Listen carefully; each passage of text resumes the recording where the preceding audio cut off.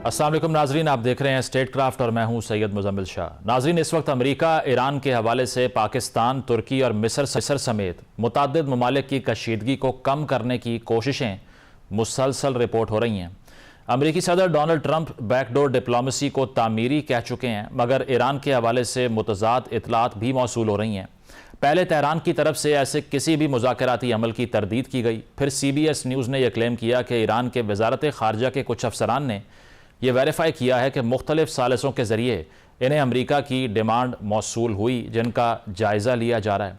फिर यहाँ पर ईरानी पार्लियामान के स्पीकर मोहम्मद बाकिर के मौक़िफ़ को भी काफ़ी अहमियत दी जा रही है, जो अपने एक्स पोस्ट पर यह लिख चुके हैं कि ईरान के अमरीका से कोई मुज़ाकरात नहीं हो रहे और ऐसी खबरें सिर्फ एनर्जी प्राइसेस को मैनिपुलेट करने के लिए इस्तेमाल की जा रही हैं। लेकिन दूसरी जानिब रॉयटर्स ने अपनी रिपोर्ट में यह क्लेम किया कि अमेरिका स्पीकर पार्लियामान मोहम्मद बाकिर से डायरेक्ट मुज़ाकरात करना चाहता है, लेकिन इस पर ईरान की सुप्रीम सिक्योरिटी काउंसिल क्या मोहम्मद बाकिर को मुज़ाकरात करने का इख्तियार देती है, इस पर अभी फैसला सामने आना बाकी है।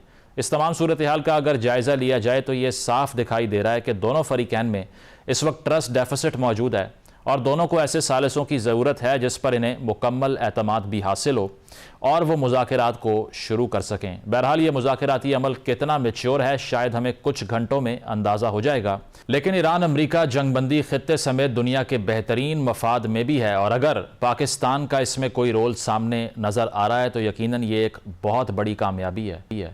इन तमाम मौज़ूआत पर हम गुफ्तगू का आगाज़ करेंगे। वज़ीर आज़म के कोऑर्डिनेटर राना एहसान अफजल साहब ज्वाइन कर रहे हैं। इसके अलावा डॉक्टर आदिल सुल्तान और अंजा साकिब साहिबा मौजूद हैं। आप दोनों माहिरीन हैं इंटरनेशनल अफेयर्स के, आप तीनों का बहुत बहुत शुक्रिया। राना साहब, आपसे आगाज़ करूँगा। ये जो ख़बरें कल रात से हमने देखा गर्दिश कर रही हैं, अब तो वाइट हाउस ने भी इस बात की एक्नॉलेजमेंट कर ली है कि डोनाल्ड ट्रंप की गुफ्तगू हुई है फील्ड मार्शल साहब से।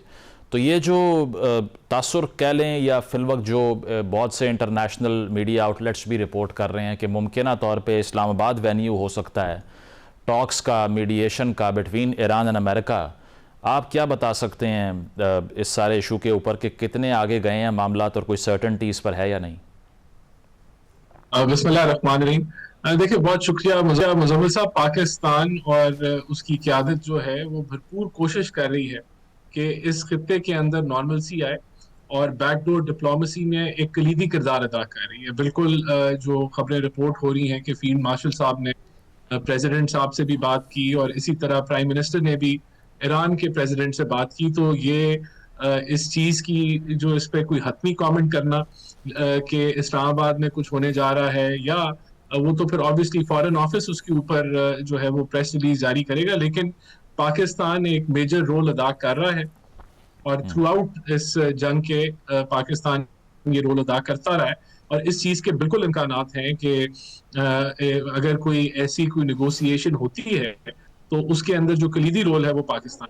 राना साहब, ये सीक्रेट इंग्रेडिएंट क्या है वैसे? क्योंकि अगर देखा जाए हमारा जो इकोनॉमिक साइज़ है वो भी बहुत कम है। इसके अलावा अगर हिंदुस्तान से इस खित्ते में हम कंपेयर कर लें अपने आप को, तो इंडिया में बहुत बड़ा आउटरीच है। कल से आपने देखा होगा जो ट्विटर पे और मेन स्ट्रीम मीडिया पे वहाँ पर खामोशी है, because they use to envision के मोदी साहब जो हैं वो ये रोल अदा करेंगे, लेकिन कर पाकिस्तान ने दिया। So how was it made possible?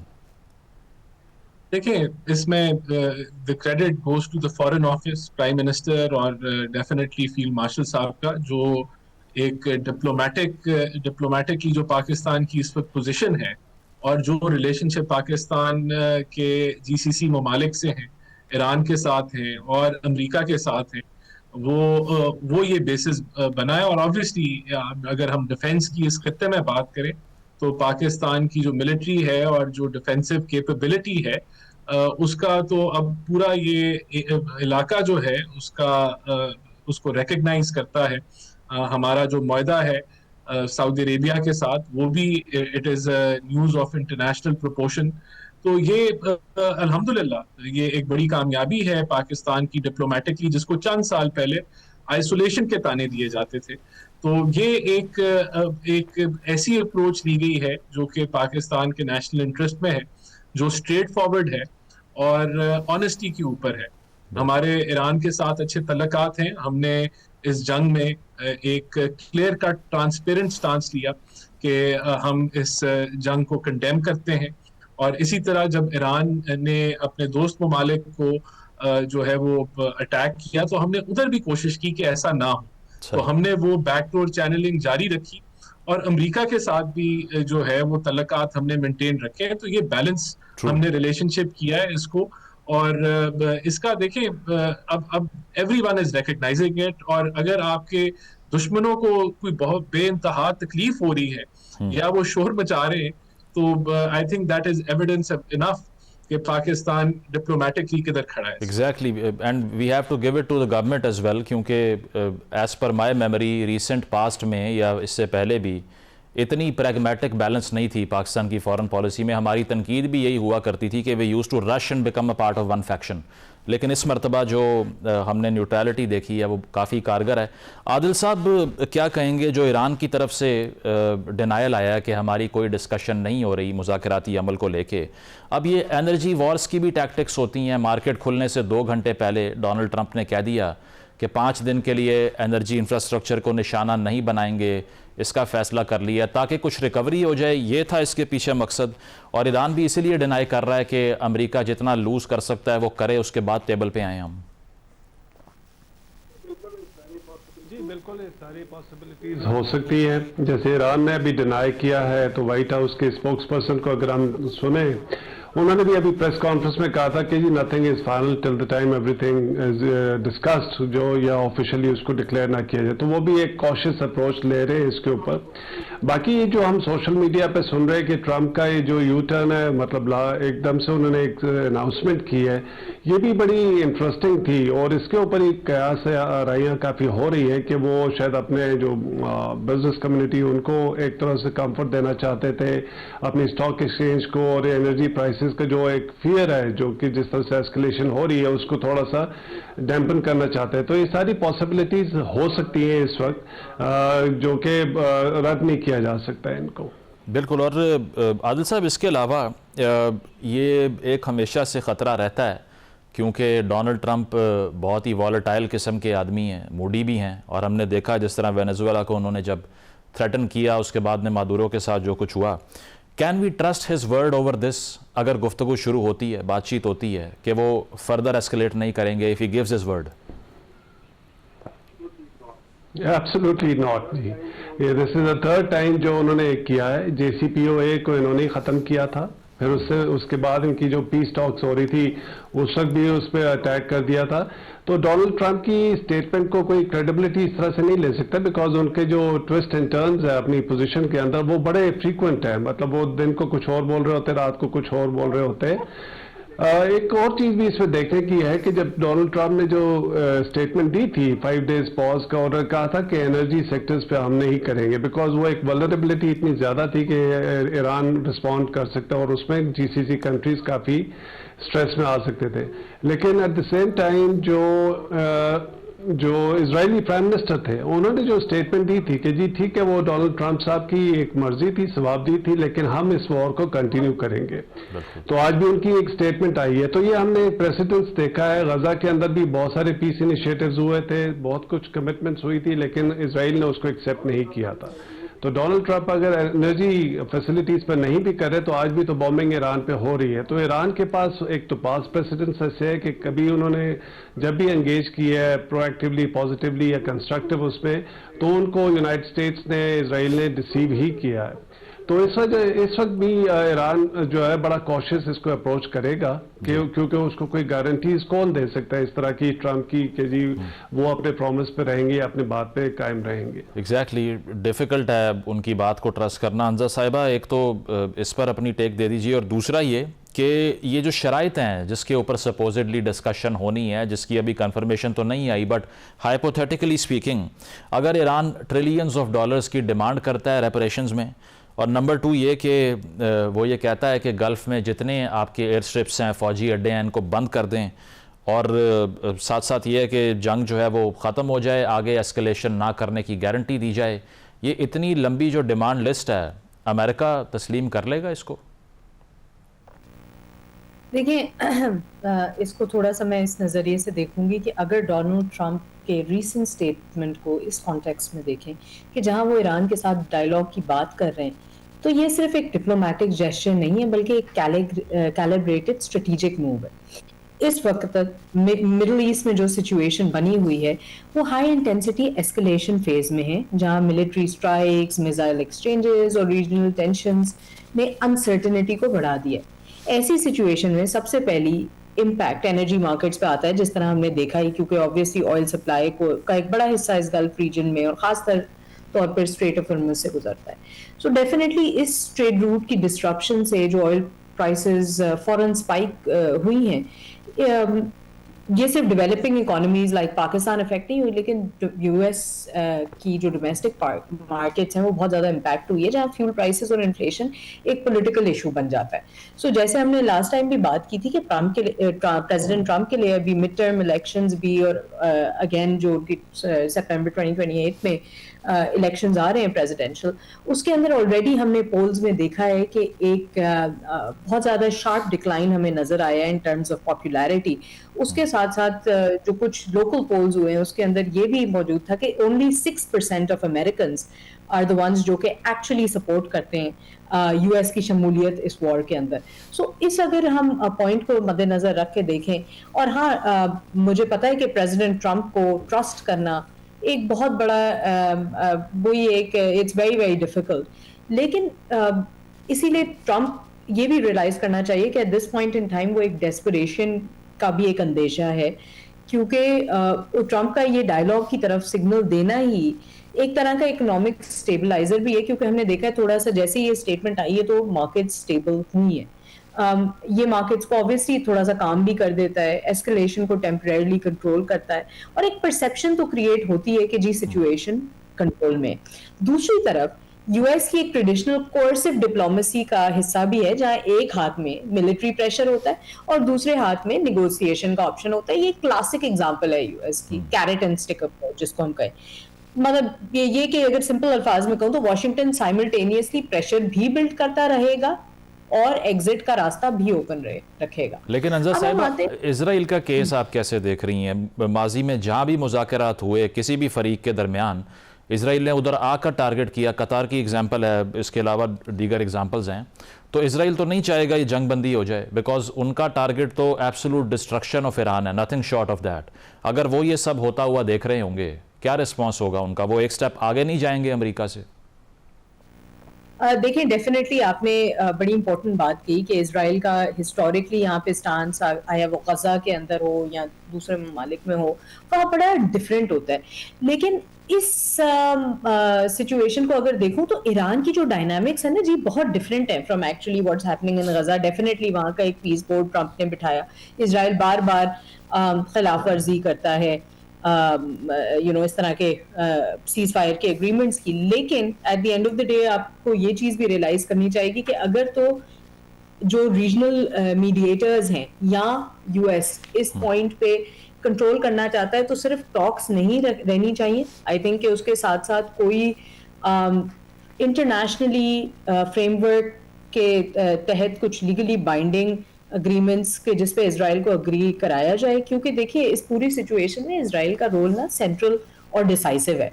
और फ्रैंकली अब मतलब बहुत सारे लोगों ने पहले भी क्रिटिसाइज किया था गजा के मामले में भी कि अगर जी नेतन्याहू को क्यों बिठाया है पीस बोर्ड के ऊपर, लेकिन at the end of the day अगर आपने गटर भी साफ करना होता है तो उसके अंदर आपने गन में हाथ डालना होता है। आप अगर इतने इंपॉर्टेंट जो स्टेक होल्डर है उसको बिठाएंगे ही नहीं या उसको ऑन बोर्ड नहीं लेंगे तो डेफिनेटली देखें वो फिर peace will not be everlasting. Secondly Israel इस वक्त डिप्लोमेसी से ज्यादा मिलिट्री शेपिंग स्ट्रैटेजी फॉलो कर रहा है, तो आई एग्री जो आपने बात की है, लेकिन रीसेंट डेवलपमेंट्स ये भी क्लियर करती हैं कि इजराइल ने तेहरान और दूसरे इरानियन टारगेट्स पे जो इंटेंसिव स्ट्राइक्स कंटिन्यू रखी हुई है। हालांकि यूएस ने तब भी टेम्पररी पॉजेज की बात की थी, लेकिन इसका मतलब ये भी है कि इजराइल का ऑब्जेक्टिव देखें कभी भी सीज फायर नहीं होगा, एग्री, लेकिन ईरान में जो एक इन्होंने मिसकैलकुलेट किया था, ईरान अगेन मैं जैसे कहूंगी गजा नहीं है, वो एक आइडियोलॉजिकल है, उनकी मिलिट्री माइट बहुत डिफरेंटली वर्क करती है फ्रॉम द अदर। ठीक है, जिस तरह आपने कहा कि कैरेट एंड स्टिक पॉलिसी को यूएस परसू करेगा, वैसा ही लग रहा है। प्रोग्राम में एक ब्रेक शामिल करते हैं, ब्रेक के बाद वापस आएंगे। Stay with us. Welcome back नाजरीन, डिस्कशन को कंटिन्यू करते हैं। राणा साहब, ये इस जंग के हवाले से जो ऑयल क्राइसिस पैदा होता है उसके बारे में ये कहा जाता रहा है कि 1973 का जो जीसीसी कंट्रीज़ का ऑयल एम्बार्गो था, ये उससे डबल साइज़ का एम्बार्गो कह सकते हैं। उसकी वजह यह है कि जो दुनिया भर में ऑयल सप्लाईज़ थी अनप्रेसिडेंटेड नंबर में वो डिसरप्ट हुई, दुनिया की इकॉनमीज़ ने सफ़र किया। पाकिस्तान के केस में आप क्या बता सकते हैं कि since the war has started how much have we lost? क्योंकि कहा जा रहा है कि इवन सऊदी अरेबिया ने इतना लूज़ नहीं किया जितना पाकिस्तान की तरह की इकॉनमीज़ ने लूज़ कर दिया इस वॉर की वजह से। Is that true? डेंट कितना आया हमें अब तक? देखिए, अगर हम इकोनॉमी की बात करें तो ऑब्वियसली जब ऑयल प्राइसेस जिस तरीके से वॉलेटाइल रही हैं उसके सीरियस कॉन्सिक्वेंसेस हैं पाकिस्तान की मईशत के ऊपर। और अगर हम ये कहें कि हम कोई आइसोलेटेड हैं या हमें कोई फर्क नहीं पड़ता है, बिल्कुल गलत होगा।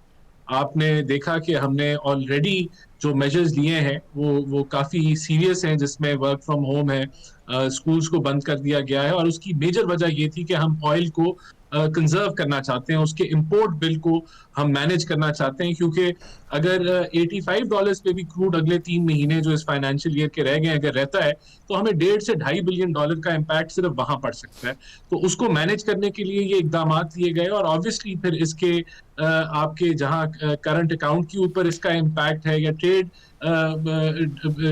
डेफिसिट के ऊपर इसका एक इम्पैक्ट है, वहां और भी बहुत सारी चीजें हैं जो हमें इम्पैक्ट करती हैं इस वॉर की वजह से। आपकी रेमिटेंसेज हैं, उन पे इम्पैक्ट जो है वो आ सकता है, which will be measured by the end of this month, के देखा जाएगा कैसा इम्पैक्ट आया। और अगर मजीद ये कंटिन्यू करती है तो फिर क्या होगा। लेकिन उसके अलावा आपकी जो सप्लाई चेन डिसरप्ट हुई है, जितना आपका एक्सपोर्ट का सेक्टर है, उनके लिए जो एक प्राइसिंग का चैलेंज आ गया है, एकदम से इंश्योरेंस कॉस्ट बढ़ गई है, वॉर इंश्योरेंस बढ़ गई है, आपकी पूरी जो शिपिंग है वो डिसरप्ट हो गई है।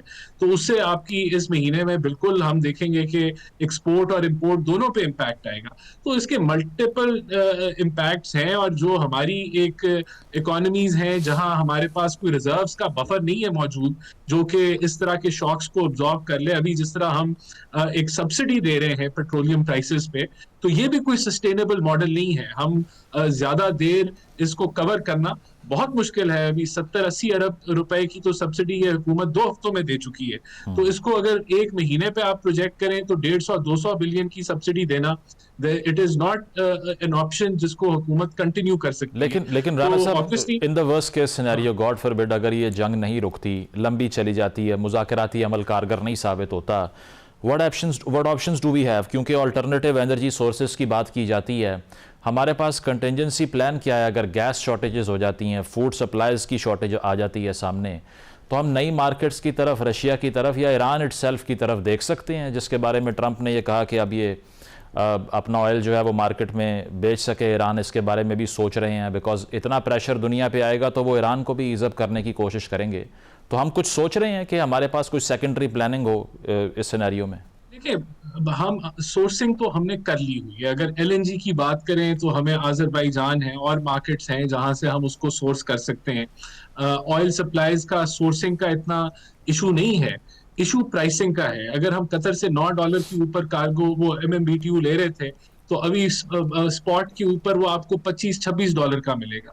तेल जो जिस कीमत पे आप ले रहे हैं, तो ऑब्वियसली जहां अभी तक हमें कोई जो है वो सोर्सिंग का इतना इशू प्रॉब्लम नजर नहीं आ रहा, लेकिन प्राइसिंग का इशू है।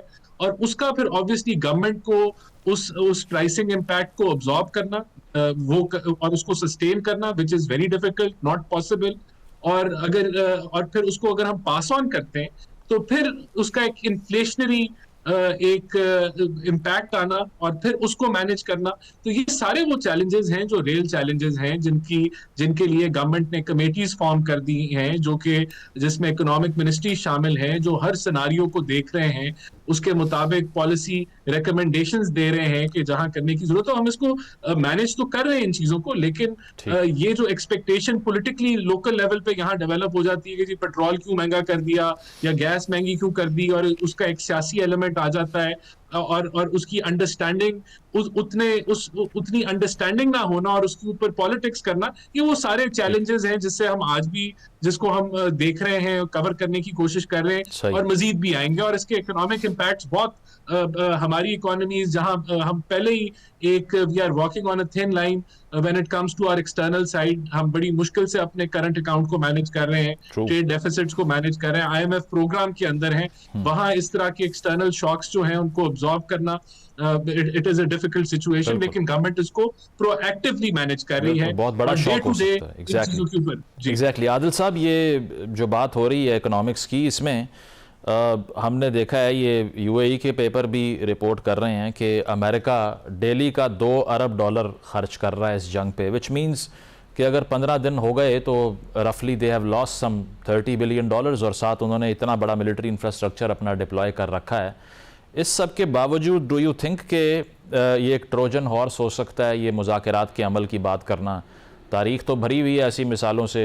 हिटलर ने चैम्बरलेन के साथ भी पीस ट्रूस साइन करने की बात कर दी थी, बाद में उसने सोवियत यूनियन के साथ भी उस वक्त जो है वो पीस एग्रीमेंट कर लिया, बाद में दोनों को वायलेट कर दिया। तो अगर ये वॉर टैक्टिक हो, फिर उस पर हम क्या एक्सपेक्ट कर सकते हैं कि कितनी प्रोबेबिलिटी है कि ये जो क्विक सैंड है जिसमें फंसता जा रहा है अमेरिका, इसमें और आगे चला जाए? बिकॉज ट्रंप की जो ईगो है वो इस तरह मिडल ईस्ट को ईरान के हाथों में छोड़ के वापस आने से तो बहुत बुरी तरह हर्ट होगी। डेफिनेटली हम जिस तरह यूनाइटेड स्टेट्स का देख रहे हैं कि जिस तरह से स्टक हुआ है, वो खाली अभी से नहीं है, गजा या उससे पहले भी जो उनकी मिडल ईस्ट की पॉलिसी है, किस तरह से इसराइल उसको वीटो करता रहा है।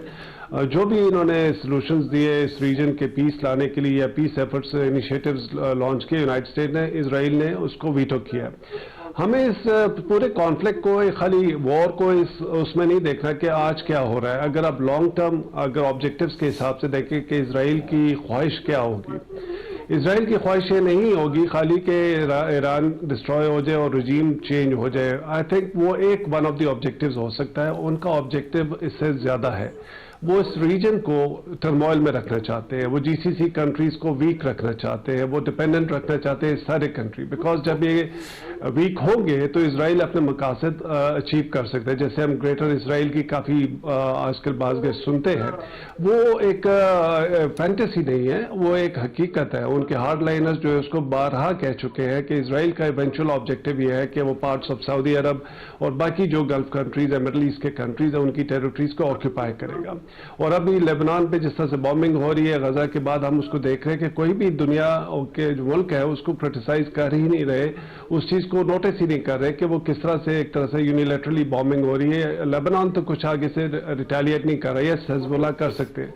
तो हमें इसमें देखना होगा। और दूसरी तरफ हम देखें, ईरान के लिए एक एग्जिस्टेंशियल वॉर है कि अगर वो लूज करता है तो ईरान ना ओनली के जी वो डिस्ट्रॉय होगा, ये रिजीम चेंज होगी, एक जो ईरान एज अ मुल्क जो है बिल्कुल वो खत्म हो सकता है। तो उनके लिए एक एग्जिस्टेंशियल है और इसराइल के लिए आदिल साहब, sorry to cut you here, लेकिन ये जो आपने कहा ना कि वो वीकनिंग चाहता है गल्फ स्टेट की, जिसको वॉर ऑफ एट्रिशन भी कहते हैं, वो तो उन्होंने पहले अचीव कर नहीं लिया। हमारे यहाँ बड़ा सेंटिमेंटल जज्बाती होकर लोग ये कह देते हैं कि ईरान जंग जीत गया है, लेकिन अगर हम इसका अनबाइस्ड और प्रेजुडिस के बगैर एनालिसिस करें तो जितना नुकसान ईरान का हो गया है, मुझे तो लगता है एक डेकेड में भी वो इसको रिपेयर नहीं कर सकते। डोंट यू थिंक कि एट्रिशन की जो कॉज है वो पहले ही अचीव हो चुकी है? बहुत बुरा डेंट पड़ा है ईरानियन रेजीम को, उसके बड़े शहरों को, उसके मिलिट्री इंफ्रास्ट्रक्चर को, या फिर लीडरशिप की एक्सटर्मिनेशन की वजह से? नहीं, बिल्कुल ईरान को बहुत बड़ा नुकसान हुआ है और बहुत बड़ी तादाद में डिस्ट्रक्शन हुई। उससे तो कोई डिनाई नहीं कर सकता कि उन्होंने काफ़ी कुछ लूज किया है। मैं कभी ये नहीं कह रहा कि ईरान ही जंग जीत रहा है, लेकिन हम लॉन्ग टर्म उसके अंदर देखें कि ईरान के लिए अब ऑप्शंस क्या हैं। जब इतनी डिस्ट्रक्शन हो चुकी हुई है तो वो या तो ये होने दे, दूसरी ऑप्शन ये है कि वो रेजिस्ट करे। ठीक है, देखिए जंग जहाँ से शुरू हुई थी वो इसराइल और यूनाइटेड स्टेट्स ने अटैक किया था, तो ईरान ने उसको रिटेलिएट किया। अब वो रिटेलिएशन जो अनएक्सपेक्टेड थी, और ये भी बड़ी एक तरह से स्ट्रेंज वो है कि यूनाइटेड स्टेट जो इतनी बड़ी मिलिट्री पावर है, वॉर गेम करते हैं, उनके जो डिफेंस एस्टैब्लिशमेंट्स है वो हर चीज़ को कैलकुलेट करते हैं। उन्होंने इस चीज़ को कैसे मिसकैलकुलेट कर लिया कि ईरान जिसके पास ना एयरफोर्स है, ना नेवी इतनी क्रेडिबल है, ना ग्राउंड ट्रूप्स इतना हो सकेंगे, वो किस तरह से यूनाइटेड स्टेट्स और इसराइल करेंगे। तो ये एक बड़ी मिसकैलकुलेशन थी। तो अभी सारी पार्टी जो स्टक है, लेकिन इस सब चीज़ के अंदर जो बेनिफिट हो रहा है वो इसराइल को हो रहा है, बिकॉज उसको जंग खत्म करने से कोई फायदा नहीं होगा। वो जंग अगर प्रोलॉन्ग होती है, बिकॉज जब से हम देखते हैं इसराइल की एग्जिस्टेंस को, तो उन्होंने तो इस रीजन के अंदर टर्मोइल ही पैदा किया और इसी तरह से वो अपनी एक्सपेंशन करते जा रहे हैं। तो उनके इंटरेस्ट पे तो यही रहेगा कि जंग खत्म ना हो, ईरान अगर पूरा डिस्ट्रॉय नहीं भी होता उसको इतना वीक कर दे, और साथ में फिर गल्फ कंट्रीज है उनको भी किसी तरह से एम्ब्रॉयल करके उनको टोटली डिपेंडेंट कर ले अपने ऊपर या यूनाइटेड स्टेट्स के ऊपर। तो इस तरह से उनके एक लॉन्ग टर्म ऑब्जेक्टिव जो है अचीव हो सकते हैं। हमें इस जंग को, पूरे कॉन्फ्लिक्ट को उस तनाजर में देखना चाहिए। एग्जैक्टली लॉन्ग टर्म जो सिनेरियो है वो बिल्कुल ऐसा ही लगता है जो ग्रेटर इजराइल की आपने बात की, डिलूजन कह लें या वॉर प्लान कह लें, लेकिन ये हमेशा से इजरायली माइंडसेट का हिस्सा तो रहा है। अंजा साहिबा, ये अगर हम बात करें टॉक्स के हवाले से, तो जिन शराइत की बात हो रही थी, अब लेट्स अज्यूम के जो ईरान शर्त रख रहा है कि गल्फ़ में जो सिक्योरिटी है उससे अमेरिका पीछे हट जाए एक कदम, तो इसका मतलब तो यही होगा कि फिर गल्फ़ की सिक्योरिटी जो है वो अमेरिका को रिप्लेस होकर ईरान के पास चली जाएगी, बिकॉज़ वो डिसाइड करेंगे कि अब यूएई सिक्योर है या नहीं, कतर सिक्योर है या नहीं, Bahrain, Oman, Saudi Arabia secure है या नहीं। तो ऐसा करना तो सऊदी अरेबिया को भी कभी एक्सेप्टेबल नहीं होगा। आपको लगता है इतनी बड़ी डिमांड जो है वो एक्सेप्ट हो सकती है कि ईरान को आप यहाँ पर एक सिक्योरिटी गारंटर के तौर पे छोड़ के चले जाएं? देखिए 100% मैं डेफिनेटली इस चीज़ को बिल्कुल भी नहीं देखती। आई डोंट थिंक कि सिक्योरिटी गारंटर इस्लाम को ईरान को कोई भी इस्लामिक ममालिक भी तस्लीम करेगा, बिकॉज ऑब्वियसली कि वो इतनी ज़्यादा बैक एंड फोर्थ हिस्ट्री रही है सबके साथ।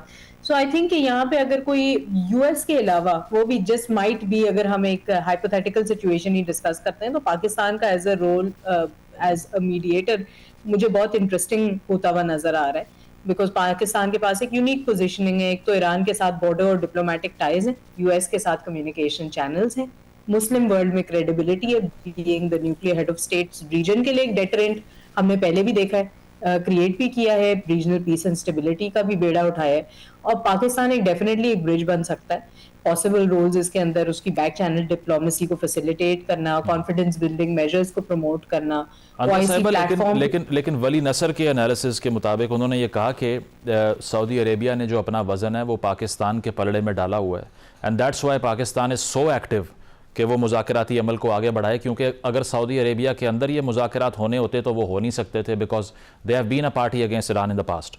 ये करेक्ट है analysis as per your opinion? देखिए आई थिंक हिस्टोरिकली ये कोई दबी छुपी बात नहीं है कि ईरान और सऊदी अरेबिया के पहले एक स्ट्रेन टाइज थे, लेकिन at the end of the day हम अगर देखें तो यहाँ पे एक इकोनॉमिक लॉस जितना ज्यादा ब्लीडिंग सऊदी अरेबिया में हो रही है और डेफिनेटली बाकी गल्फ कंट्रीज में हो रही है, प्रेशर तो डेफिनेटली डेवलप होगा सऊदी अरेबिया के ऊपर। हाँ, लेकिन आई थिंक कि वो कभी भी इस चीज को आउटराइट आके उस निगोशिएटिंग टेबल पे नहीं बैठेंगे। आई थिंक बिकॉज एक ideological भी एक डिफरेंस है, लेकिन MBS has surprised us in the past as well, तो let's see, ये एक डेवलपिंग सिचुएशन है। लेकिन मैं यहाँ ये जरूर कहूंगी कि कुछ ऐसी चीजें हैं जो हम एक्सपेक्ट कर सकते हैं कि इस वक्त जो ये तीन एक्टर्स हैं, अगर हम करंट ट्रेजेक्टरी को ऑब्जेक्टिवली असेस करें तो ये कॉन्फ्लिक्ट मतलब विद ऑल ड्यू रिस्पेक्ट मुझे एक डिसाइसिव वॉर की तरफ नहीं बल्कि एक प्रोलॉन्ग मैनेज कन्फ्रंटेशन की तरफ जाता नजर आ रहा है, डिस्पाइट ऑफ जितनी भी हम टेबल टॉक की बात करें, क्योंकि यूनाइटेड स्टेट्स, ईरान और इजराइल तीनों की ऑब्जेक्टिव्स डिफरेंट है। लेकिन बातचीत वहां सक्सेसफुल होती है जहां तीनों एक कहीं ना कहीं एक कॉमन डिनोमिनेटर हो। फिलहाल मुझे वो कॉमन डिनोमिनेटर सिवाय इकोनॉमिक इंटरेस्ट के कहीं ना कहीं तो उसमें हम कोई स्टेबिलिटी कहीं ना कहीं देख सकते हैं, that can become the common denominator, वो नजर नहीं होता हुआ नजर आ रहा।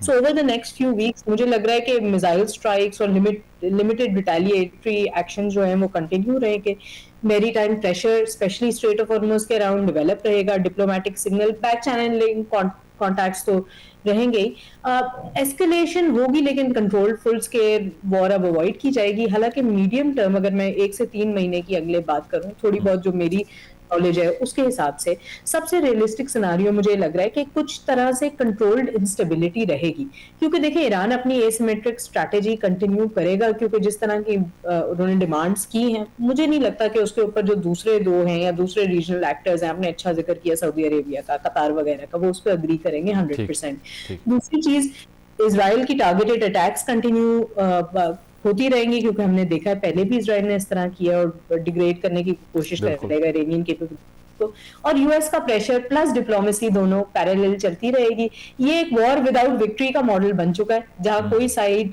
नहीं नजर आ रहा कि किसी की डिसाइसिव विन होते हुए। और वर्स्ट केस सिनेरियो, अगर वर्स्ट केस सिनेरियो की बात करूं, और कोई भी मेजर ट्रिगर पॉइंट होता है, जिस तरह के स्टेट ऑफ हॉर्मुज़ की फर्दर डिस्ट्रप्शन, हाई वैल्यू कोई टारगेट स्ट्राइक होती है, दोबारा से अली लरजानी और शहीद अली खamenei के बाद, या न्यूक्लियर फैसिलिटीज पर मेजर अटैक होता है, अगेन कॉन्फ्लिक्ट रैपिडली एस्केलेट कर सकता है एक रीजनल वॉर में। सो ये मेरा दिस वाज बिल्कुल, इसको हम ये नहीं कह सकते कि इन नेगोशिएशंस के बाद जो लॉन्ग टर्म कॉन्फ्लिक्ट है वो बिल्कुल ही ख़त्म हो जाएगा और पीस आ जाएगा, बिकॉज आपने जिस तरह से कहा कि इसको एक मैनेज्ड कॉन्फ्लिक्ट ही बनाना पड़ेगा लॉन्गर टर्म में।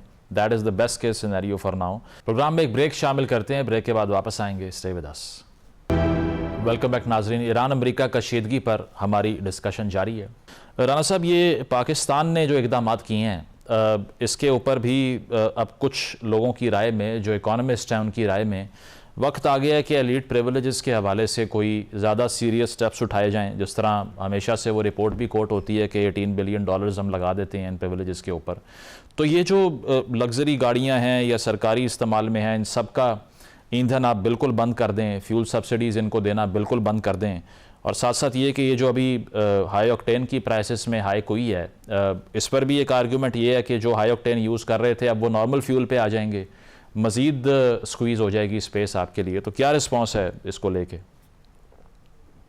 सबसे पहले तो ये तासुर के हुकूमत जो है याशियों में लगी हुई है और ब्यूरोक्रेट्स को कुछ खुले खाते मिले हुए हैं और फेडरल मिनिस्टर्स जो हैं वो मौजे मार रहे हैं, ये दिस इज इनकरेक्ट।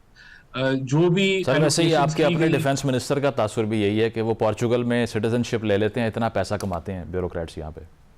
वो तो अगर कोई करप्शन कर रहा है तो दैट इज समथिंग एल्स, लेकिन अगर उसको कोई हुकूमती काम के लिए कोई गाड़ी एलोकेट की गई है या कोई फ्यूल एलोकेट किया गया है तो it is as per job description and requirement.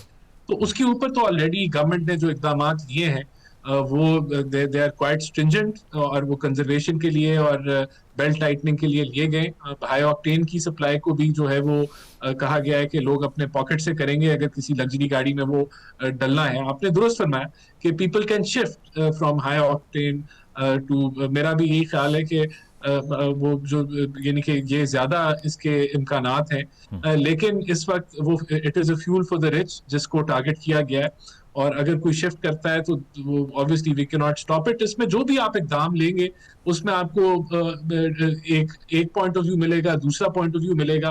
अब बहुत सारे जो इकोनॉमिस्ट हैं उनका ये ख्याल है कि हमें फौरी जो है वो प्राइसेस को ट्रांसफर कर देना चाहिए, पास ऑन कर देना चाहिए, और इसके ज्यादा नुकसानात होंगे मीडियम और लॉन्ग टर्म के अंदर अगर हम नहीं करते। और हमें जो है वो रियलिस्टिकली जो इम्पैक्ट आ रहा है वो हमें लेना चाहिए। अगर इन्फ्लेशन आती भी है तो चीजें उससे ऑटोमेटिकली एडजस्ट होंगी, लेकिन अगर हम उसको सुपरफिशियली अब्जॉर्ब करने की कोशिश करेंगे तो वो भी सस्टेनेबल नहीं है। तो ये डिबेट चल रही है, ये मीटिंग्स में, गवर्नमेंट की मीटिंग्स में भी चल रही हैं, प्राइम मिनिस्टर की मीटिंग्स में भी चल रही हैं, और उसके अंदर जो हमें करंट सिनारियो में बेस्ट ऑप्शन लगती है हम उसको ले रहे हैं। जहां तक बात थी कि कोई अगर जहां हम बेल्ट टाइटनिंग कर सकते थे हमने कर ली ऑलरेडी। 60% गाड़ियां ग्राउंडेड हैं वर्क फ्रॉम होम, और अब तो ये है मेजर करना है कि इन इकदामात को प्रॉपर्ली एग्जीक्यूट किया जा रहा है या नहीं किया जा रहा, और इसका कितनी हमें सेविंग हो रही है उसके ऊपर प्राइम मिनिस्टर भी उसको मॉनिटर कर रहे हैं, हर वजारत भी मॉनिटर कर रही है और रिपोर्ट पैक कर रही है। नहीं, अभी तो शॉक मैनेजमेंट पे तो कोई इसमें दो राय नहीं है कि आपके पास इतने ऑप्शन नहीं थे, लेकिन मूविंग फॉरवर्ड ये जो सोलर की डिस्करेजमेंट होती है या ईवी पॉलिसी के ऊपर हम नहीं देख रहे कि फ्यूचरिस्टिक होके ज़्यादा स्ट्रेस दिया जाए इस बात पे कि ये जो इंपोर्ट बिल है हमारा फ्यूल का, इसको तो थोड़ा कम कीजिए और साथ ये ईवी की तरफ आना चाहिए। तो इस पे आपको नहीं लगता कि एक लॉन्ग टर्म प्लानिंग होनी चाहिए कि ये जो हमारा इंपोर्ट बिल है तेल का, इसे कम करने के लिए हम ऑल्टरनेटिव एनर्जी सोर्सेज पे डोमेस्टिक मार्केट्स को लेकर जाएं? ये बिल्कुल आपका इसका सोल्यूशन ही ये है कि आगे भी अगर कोई ऑयल प्राइस का शॉक आता है तो हमें ईवी की तरफ मूव करना है और अपनी रिलायंस जो है वो हमें फॉसिल फ्यूल्स की तरफ कम करनी है और हमें ऑल्टरनेटिव एनर्जी की तरफ जाना है। गवर्नमेंट ऑलरेडी जो है ईवी पॉलिसी अनाउंस कर चुकी है और उसी के नतीजे में आपको टू व्हीलर्स पाकिस्तान भर में नजर आना शुरू हो गए जो कि ईवी के ऊपर है और वो इंक्रीज हो रहे हैं। तो गवर्नमेंट ने, प्राइम मिनिस्टर ने, ये आज का नहीं, हुकूमत आने के शुरू में ही इस पे काम शुरू कर दिया था और ईवी को हम प्रमोट कर रहे हैं, प्रोजेक्ट कर रहे हैं। और ये भी तासुर देखें, सोलर के ऊपर तनकीद की जाती है कि हम इसको प्रमोट नहीं कर रहे, हम बिल्कुल प्रमोट कर रहे हैं, लेकिन आप दुनिया भर में देखें तो सप्लाई डिमांड के हिसाब से चलती है। हमारा जो ग्रिड है उसके अंदर सोलर की डिप्लॉयमेंट बहुत ज्यादा हो चुकी है और उसकी एक कैपेसिटी होती है और फिर आप सप्लाई डिमांड के मुताबिक आप प्राइसिंग को एडजस्ट करते हैं। हम आज भी सोलर को एनकरेज कर रहे हैं, उसके ऊपर डिस्करेजमेंट कोई नहीं है और ईवी पॉलिसी आ चुकी है और उसके अंदर बिल्कुल हम मजीद इसको देखेंगे कि हम किस तरीके से ईवी अडॉप्शन को प्रमोट कर सकते हैं। आपने देखा कि पंजाब हुकूमत हो तो पब्लिक ट्रांसपोर्ट सारी अब ईवी बेस्ड आ रही है, तो हुकूमत ने इसको ऑलरेडी इंटरनलाइज कर लिया है कि पब्लिक ट्रांसपोर्ट ईवी बेस्ड होगी और ईवी पॉलिसी टू व्हीलर के ऊपर अगर हम 100% शिफ्ट हो जाते हैं तो तकरीबन $3.5-4 बिलियन की सेविंग है। वो हम ऑलरेडी उसके मुताबिक हमने जो है टू व्हीलर को प्रमोट करना शुरू किया, उस पर सब्सिडीज भी दी हैं ताकि, और वो उसके इम्पैक्ट नजर आना शुरू हो रहा है। तो इसको हम मजीद देखेंगे कि हाउ वी कैन एनकरेज, यही सोल्यूशन है, इसके अलावा कोई और सोल्यूशन। बिल्कुल, इस वॉर की वजह से ये जो सुपर इन्फ्लेशन की साइकिल है इस पर कहा जा रहा है कि पाकिस्तान की तरह की इमर्जिंग इकोनॉमीज़ के लिए ये हाई टाइम है कि वो अल्टरनेटिव्स और रिफॉर्म की तरफ जाए। बहुत शुक्रिया राना एहसान साहब, डॉक्टर आदिल और अंजा साकिब साहिबा हमारे साथ मौजूद थी। ब्रेक लेते हैं, ब्रेक के बाद वापस आएंगे। Stay with us. नाज़रीन, प्रोग्राम आपने मुलाहिज़ा किया, फीडबैक ज़रूर दीजिएगा। इजाज़त दीजिए, अल्लाह हाफ़िज़।